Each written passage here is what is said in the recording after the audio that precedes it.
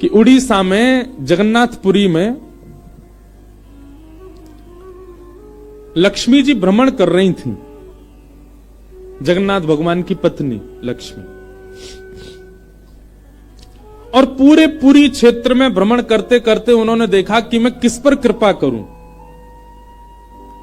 तो सबसे पहले लक्ष्मी जी गई अर्चकों के पास, जो जगन्नाथ जी को उठाते, सुलाते, खिलाते, नहलाते, भोजन प्रसाद कराते। बोले ये अर्चक हैं, पहले अर्चकों को देखें, इनके यहां किसी परिवार में अगर हमको कृपा करनी हो तो लक्ष्मी जी सब अर्चकों के घर में गई। देखा महाराज सूर्य उदय हो गया, ये तो अभी सो ही रहे हैं, ना आचार विचार शुद्ध, ना खान पान की शुद्धि। एक बात तो है बंधुओं, अत्यंत सामीप्य में दोष तो होता है। जब किसी वस्तु का बहुत सामीप्य मिल जाता है ना, तो कभी ना कभी उसकी वैल्यू समझ में नहीं आती हमको। ये हम अपने ऊपर भी कह रहे हैं, हम भी लाल जी के बहुत समीप रहते हैं ना, तो कभी कभी ऐसा होता है कि कहीं पर अव्यवस्था होती है, कहीं कथा में गए वहां थोड़ी सी अव्यवस्था है, लाल जी के अनुकूल नहीं है। जैसे कि लाल जी को देसी गैया का दूध ही आता है, जर्सी का नहीं आएगा, बाजार का नहीं आएगा। पर कई जगह ऐसे लोग हैं कथा कराने वाले, वो नहीं करते व्यवस्था, या व्यवस्था में कई बार होती भी नहीं। तो फिर लाल जी को हम कहते हैं, लाल जी अब यहां तो कछुदना जो है का है, आप बिना दूध के रहो। जबकि होना क्या चाहिए, चाहे जो हो जाए, चाहे 20 किलोमीटर दूर से आए, लाल जी के लिए दूध आना चाहिए, बिना दूध के नहीं रहते वो। लेकिन हम ठाकुर जी को ऐसे कह देते हैं, कोई बात नहीं ठाकुर जी, यहां दूध नहीं मिल रहा, 7 दिन बाद कहीं और जाएंगे, वहां तो दूध आएगा आपके लिए। अब ये अत्यंत सामीप्य, इसलिए हम ठाकुर जी से निवेदन कर रहे हैं कि आप काम चला लो।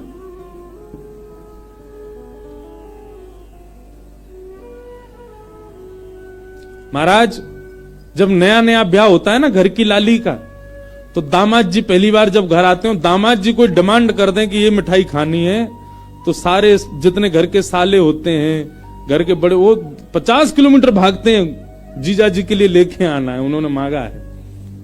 वही दामाद जी 10 साल बाद आके कुछ कहे, बोले अब जीजू रहने दो, क्या करोगे खाके।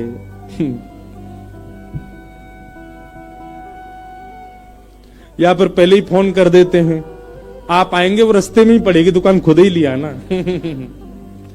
अत्यंत सामीप्य के बाद में कहीं ना कहीं हमारा भाव जो है वो धीरे धीरे घटने लग जाता है। कभी कभी मैं आपसे भी निवेदन करूं, ठाकुर जी से भी विरह मांगो, हे नाथ कहीं मैं आपके बहुत समीप ना आ जाऊं, बहुत समीप आकर के कहीं मैं आपके प्रति मेरा भाव कम ना हो जाए। तो लक्ष्मी जी ने देखा महाराज सबरे पुजारी, अर्चक, साधक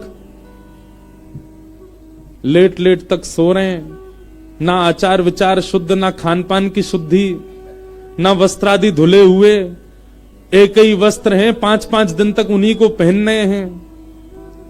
लक्ष्मी जी बोली ये मेरे रहने लायक स्थान नहीं है, इसको यहां नहीं आऊंगी मैं। और तभी लक्ष्मी जी ने आगे जाकर के देखा कि वह परिवार जिनको झाड़ू लगाने की सेवा थी, नाली आदि साफ करने की सेवा थी, जिनको मंदिर में प्रवेश तक नहीं करने दिया जाता, उनके घर में गोबर का चौका, सब ब्रह्म मुहूर्त में उठ गए हैं, तुलसी जी को जल दे रहे हैं, घर में बिल्कुल शुद्ध भोजन बन रहा है, आचार विचार की शुद्धि, हाथ स्वच्छ हैं, पैर बच, जन्म से उनकी जाति कहीं ऊंची नहीं है, लेकिन बाकी सब कुछ उनका स्वस्थ था, बिल्कुल शुद्ध था। एक बात याद रखना बंधु, लक्ष्मी जी की कृपा चाहते हैं ना, पवित्र रहना प्रारंभ कर दो। लक्ष्मी जी को पवित्रता बहुत प्रिय है। आपने आज जो वस्त्र पहने, कल अगर आपने पहन लिए, लक्ष्मी जी तुरंत चली जाएंगी। इतनी भी अपवित्रता लक्ष्मी जी को प्रिय नहीं है। लक्ष्मी जी बोली ये अच्छी है, इसके यहां मैं जाऊंगी। लक्ष्मी जी प्रत्यक्ष प्रकट हो गई उनके घर में जाकर के। अब वे तो बेचारे छोटे मोटे लोग, बेचारे ज्यादा धनवान तो थे नहीं। उन्होंने जब देखा कि अत्यंत गहने पहन रखे हैं, ऐसी मधुर सुगंधी आ रही है, रूप देख करके नेत्रों के पलक नहीं झपके जा रहे, सबने दंडवत प्रणाम किया। बोले आपका परिचय? बोले हम जगन्नाथ जी की गृहिणी हैं, साक्षात लक्ष्मी।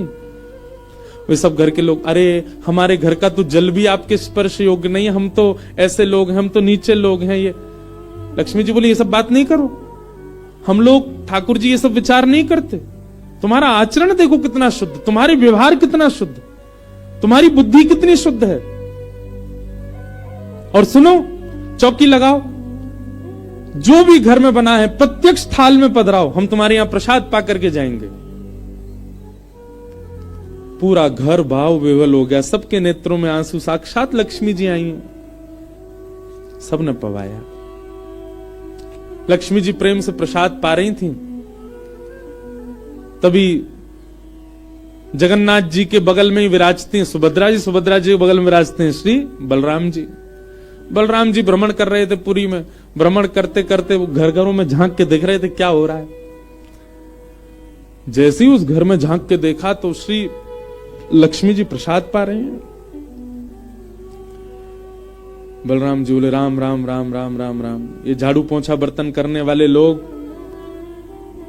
इनके यहां पर चले जाओ, इन पे कृपा करो, पर भैया इनके यहां तो भक्ष भक्ष भी बनता होगा, मांस भी बनता होगा, और ये लक्ष्मी जी यहां बैठ करके प्रसाद पा रही, हमारी घर की बेटी, हमारी घर की बहू, बिल्कुल आचार विचार की शुद्धि नहीं रखी। नाक फूल गई।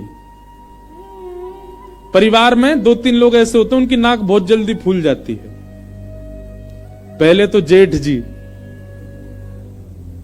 दूसरी ननद जी, तीसरे फूफा जी हैं? इनकी नाक बहुत जल्दी फूल जाती है।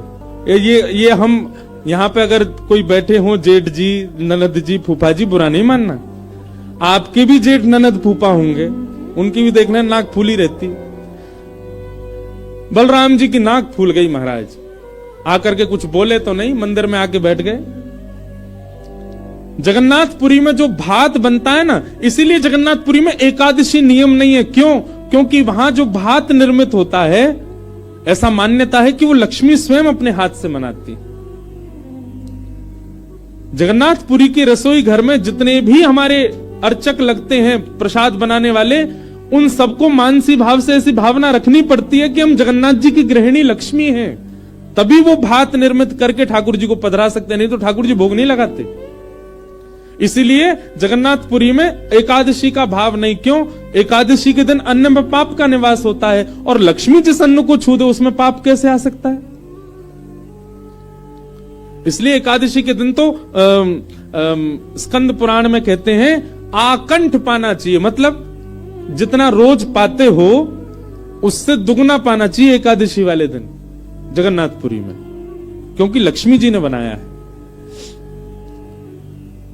तो लक्ष्मी जी प्रसाद बनाती हैं। जैसे ही भोग रखा गया जगन्नाथ जी के आगे, बलभद्र सुभद्रा जी तुरंत हाथ पांव धो के बैठ गए।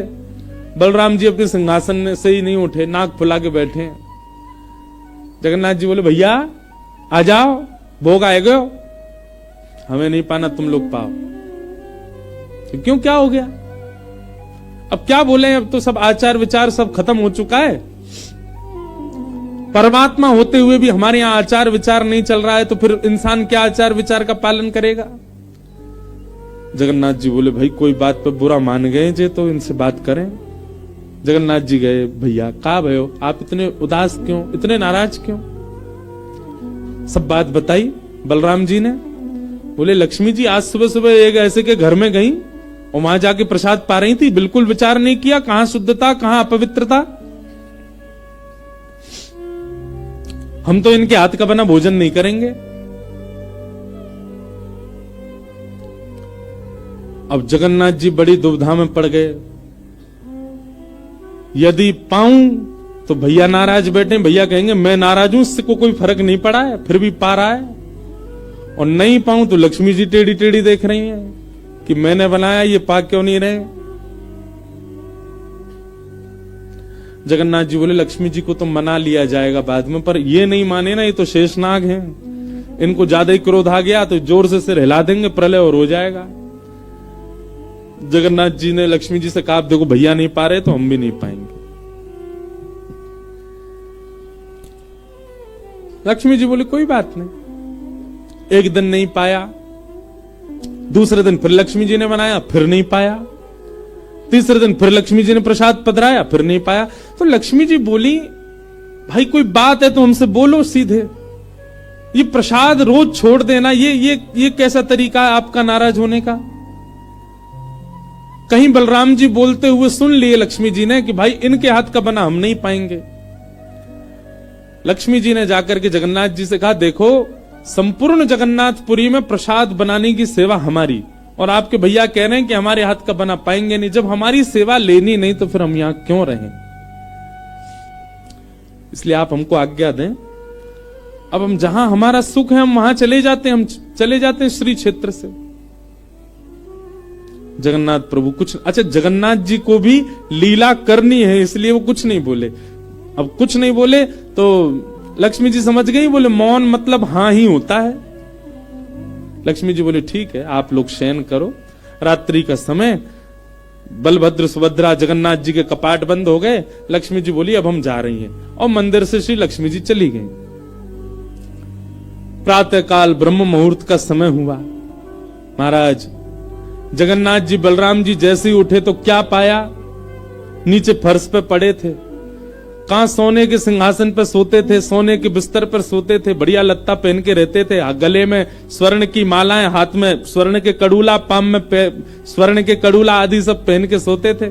लेकिन लक्ष्मी चली गई तो सब चला गया। सवेरे उठे तो फर्श पे पड़े थे।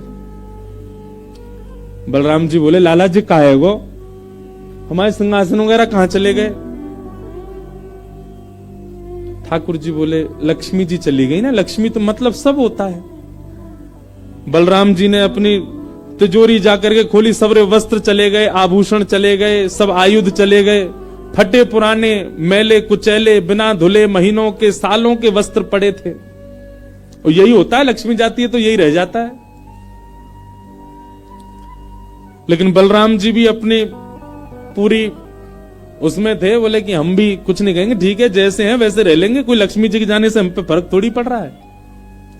चल लाला भोजन को समय है, प्रसाद पामे। ठाकुर जी बोले कैसे प्रसाद पाएंगे, प्रसाद तो लक्ष्मी बनाती है, लक्ष्मी चली गई, खुद ही बनाना पड़ेगा। बोले हाँ हाँ तो हम पे कोई बनावी कमी, हम दोनों मिलके बनाएंगे। कृष्ण बलराम दोनों गए रसोई घर में, जाकर के देखा तो महाराज वहां से अन्न दाल चावल सब चले गए, क्यों सब लक्ष्मी से ही आते हैं। कहां तक कहें चूल्हा जलाने की लकड़ी भी नहीं बची, वो भी लक्ष्मी से ही आती है। लक्ष्मी गई और सारी श्री लेकर के चली गई अपने साथ। एक दिन दो दिन, अब तो दर्शनार्थी आने बंद हो गए, क्यों मंदिर की श्री भी चली गई। जगन्नाथ जी और बलराम जी चुपचाप बैठे हैं अपने सिंहासन पर, भूखे प्यासे बेचारे, आंख बाहर निकल आई। बलराम जी बोले लाला, बोले हाँ 2 दिन है गए लाला, भोजन ना एक कियो, और 2 दिन पहले गुस्सा में ना एक कियो, 4 दिन है गए, और कछु है भी ना, कहा करें। देखो इस बात को कोई ऐसे मत ले लेना, लोग सोचने वाले यूं भी लेते हैं, बताओ महाराज जी कुछ भी बोल रहे हैं, वो साक्षात ब्रह्म है, लक्ष्मी जाने से उन पर कोई प्रभाव पड़ेगा? लक्ष्मी जाने से कोई प्रभाव नहीं पड़ता ठाकुर जी पर ठाकुर जी बलराम जी को भी बताना चाह रहे हैं कि भाई किसी को हे दृष्टि से मत देखो, उसी के लिए पूरी लीला हो रही है। ठाकुर जी बोले दाऊ दादा एक काम है सके, बोले कहा, बोले समुद्र के किनारे स्वर्ग आश्रम है जहां पर लोगों की अंत्येष्टि होती है। बोले हाँ, मैंने एक बार देखा था वहां पे लोग कटोरा लिए बैठे रहते हैं और उनको कुछ ना कुछ मिल ही जाता है, आपकी आज्ञा हो तो वहीं चलें, कछु तो मिल जाएगा। लाला पूरी दुनिया काकेगी, बताओ कृष्ण बलराम क्या कर रहे हैं ये? बोले ऐसे थोड़ी जाएंगे, रूप बदल के चलेंगे, कछु तो मिलेगा, पेट तो नहीं भरेगा हमारा। लक्ष्मी जी तो आएंगी नहीं, नाराज होके चली गई। बलराम जी बोले हाँ हाँ जान दे, ये बहू के बड़े नखरे हैं, चली गई तो काम का भूखे रहेंगे, चल लाला मेहनत करके उद्यम करके भिक्षा मांग के पालेंगे। और श्री कृष्ण बलराम दोनों छोटे से बालक का रूप धारण करके गए और स्वर्ग आश्रम के बाहर कटोरा लेके बैठ गए, कोई कुछ तो दे जाएगा। ठाकुर जी और बलराम जी अपनी झोली फैला के जय जगन्नाथ जय जगन्नाथ, मैया तेरा भला हो कुछ दो, और कोई कुछ नहीं दे।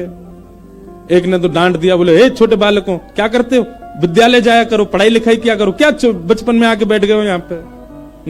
बलराम जी बोले लाला ही तो बहुत डांट रही है। ठाकुर जी मनी मन कहे और कर लो अपमान लक्ष्मी जी का, इतने में ही एक महात्मा आए, उन पर धन तो था नहीं, लोग वो खाते ना मूढ़ी, भेलपूरी, झाल मूढ़ी बोलते हैं उसको, फूले फूले से होते हैं, क्या बोलते हैं उसको, मूढ़ी बोलते हैं ना, समझ गए ना सब। गंगा जी के किनारे भी लोग खाते हैं, उसमें नमकीन नमकीन मिला के बढ़िया। तो उनके पास में बस मूढ़ी थी, महात्मा जी के पास में। भेल थी, भेल तो लाई भी बोलते हैं उसको, लाई। ठाकुर जी ऐसे झोली फैला के बैठे, बलराम जी भी। तो महात्मा जी ने क्या किया, ऐसे करके लो बच्चों, लो पालो, पेट भर लो। बलराम जी बोले लाला एक समय को भोजन तो मिल ही गयो। ठाकुर जी बलराम जी दोनों खुश हुए। लक्ष्मी जी ने दूर से देखा, ए पवन देव जोर से बहना प्रारंभ करो। ऐसी जोर की हवा चली महाराज, सबरी मूढ़ी उड़ गई। बलराम जी और ठाकुर जी पीछे पीछे भागे, मूढ़ी सबरी उड़ गई।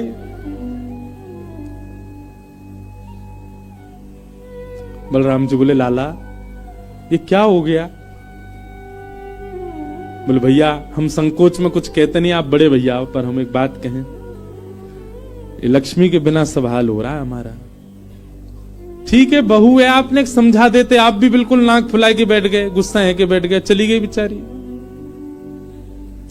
यदि वे प्रसन्न हो जाए तो फिर सब ठीक है जाएगा। अरे ना बेटा कोई बात नहीं, हम तो क्षमा मांग लेंगे, तेने पहले क्यों ना कही मोते।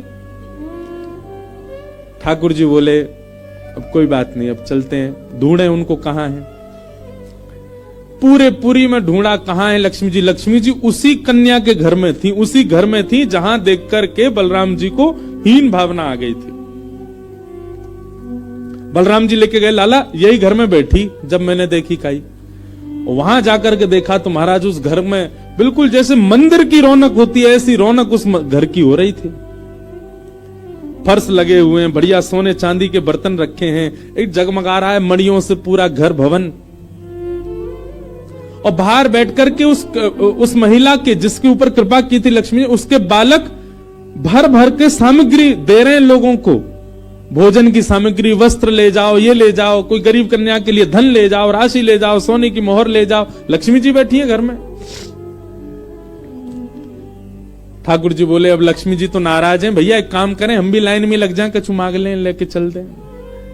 जैसे ही ठाकुर जी और बलराम जी लगे कतार में, भीतर से लक्ष्मी जी को देख के दया आ गई। मेरे प्राणनाथ, ये चाहे तो सर्वसमर्थ हैं, परंतु बलराम जी को बताने के लिए पूरी लीला कर रहे हैं। लक्ष्मी जी तुरंत बाहर आई और दोनों को इशारा किया, आप लोग इधर आओ। बलराम जी बोले देख बहू तू नाराज मत हो, हम ते गलती है गई, और वैसे गलती तेरी भी कम नहीं, तो को नहीं जानो चाहिए ऐसी जगह। लक्ष्मी जी बोली दाऊ दादा, ठाकुर जी के लिए सब अलाव है, हमारे लिए इतने बंधन। वे किसी भी भक्त पर कृपा करने जा सकते हैं, वहां पर जात पात नहीं देखी जाती, वहां पर यह नहीं देखा जाता कि भजने वाला कौन है, ब्राह्मण है, क्षत्रिय, वैश्य कौन है, सब पर वो अनुग्रह कर सकते हैं। तो फिर हमारे ऊपर इतनी रोक टोक क्यों? और किसी के जन्मगत व्यवहार से उसका पूरा जीवन नहीं आंकना चाहिए, उसके स्वभाव व्यवहार से देखना चाहिए कि वो है कैसा। कहां आप कहते हैं कि ब्राह्मण सर्वश्रेष्ठ, वो देर देर तक सो के उठ रहे हैं, उनके यहां शुद्धि नहीं, वस्त्र 4-4 दिन तक पहन रहे हैं, एक एक महीना एक ही धोती में निकाल रहे हैं। आप कह रहे हैं कि वो श्रेष्ठ, और ये लोग जो इतनी पवित्रता का ध्यान रखते हैं, इन पर कृपा ना हो। हमारे अनुसार तो जो अपने कर्म से शुद्ध है वो शुद्ध है। बलराम जी और ठाकुर जी दोनों मान गए, जैसी आपकी इच्छा। बोले नहीं, आज के बाद हम आपसे एक नियम चाहते हैं। क्या? बोले श्री जगन्नाथपुरी में नियम कर दीजिए। बोले क्या? जिस महाप्रसाद को ब्राह्मण पाएगा उसी महाप्रसाद को शूद्र भी पाएगा, दोनों को समान फल मिलेगा।